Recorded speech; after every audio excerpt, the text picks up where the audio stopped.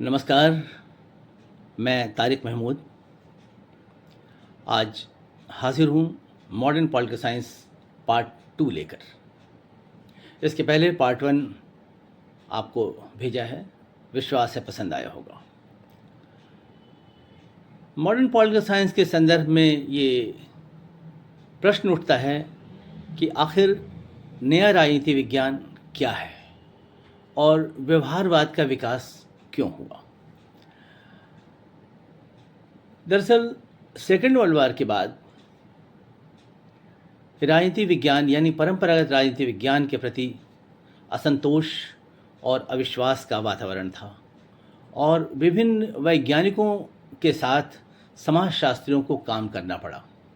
इसमें राजनीति विज्ञान का जो योगदान था वो बड़ा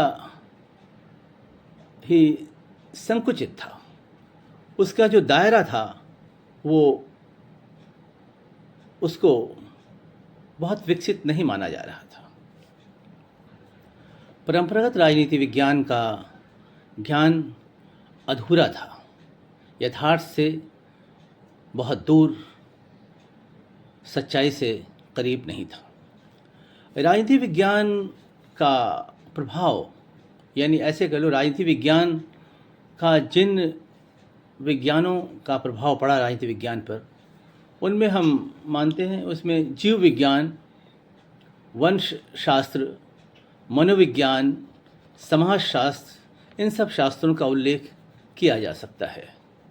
इन शास्त्रों के विकास में एक तरफ यूरोप के प्रसिद्ध मनोवैज्ञानिक विश्लेषणकर्ता फ्रायड का नाम लिया जाता है और दूसरी तरफ मैक्स वेबर की रचनाओं का प्रभाव था, जिसने समाजशास्त्र और राजनीति शास्त्र के नए संबंध पर प्रकाश डाला। इन महान चिंतकों की अवधारणाएं परंपरागत राजनीति शास्त्र के आदर्शात्मक रूप के विरुद्ध थी। इन विचारों में राजनीति विज्ञान व्यवहारवादी राजनीति विज्ञान के अनुरूप था। अतः द्वितीय विश्व युद्ध का सारा ऐतिहासिक संदर्भ इस नए अनुशासन के महत्वपूर्ण आधार हैं। राजनीति विज्ञान, मनोविज्ञान और समाजशास्त्र के करीब तो आया ही, ये विज्ञान की तरफ भी उन्मुख हुआ, यानी राजनीति विज्ञान विज्ञान होने की तरफ बढ़ा। व्यवहारवाद और विज्ञानवाद एक दूसरे के पूरक माने जाने लगे। व्यवहारवाद का दूसरा नाम विज्ञानवाद माना जाने लगा। वैज्ञानिक तकनीक और विज्ञान को अपनाए जाने के कारण राजनीति विज्ञान की तरफ उन्मुख हुआ। ऐसा माना जाने लगा कि प्योर साइंस न होकर के भी जीव शास्त्र, जीव विज्ञान जैसे शास्त्रों के करीब राजनीति विज्ञान पहुंच गया। वैज्ञानिक तकनीक और उनके जो कैलकुलेशंस थे, उनके जो गणनाएं थीं, उनके जो प्रयोग थे, एक्सपेरिमेंट थे, उसके हिसाब से वो विज्ञान की ओर बढ़ता चला गया। अमेरिका तथा अनेक आर्थिक संगठनों ने करोड़ों रुपए लगा के इस दिशा में काम किए और इस राजनीति विज्ञान को विकसित किया। इसको विकसित करने में हैवरिंग नामक संस्था का महत्वपूर्ण योगदान है। इन्हीं संस्थानों के माध्यम से व्यवहारवाद का विकास हुआ।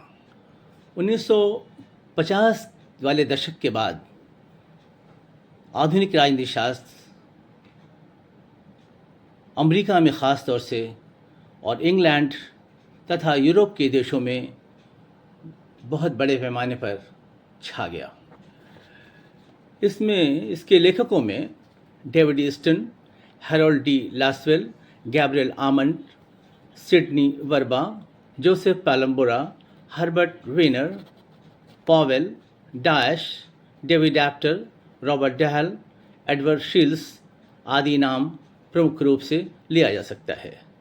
इन्हीं लेखों के योगदान से एक नए राजनीति विज्ञान का उदय हुआ, जिसे हम कहते हैं आधुनिक राजनीति शास्त्र, नया राजनीति शास्त्र, व्यवहारवाद।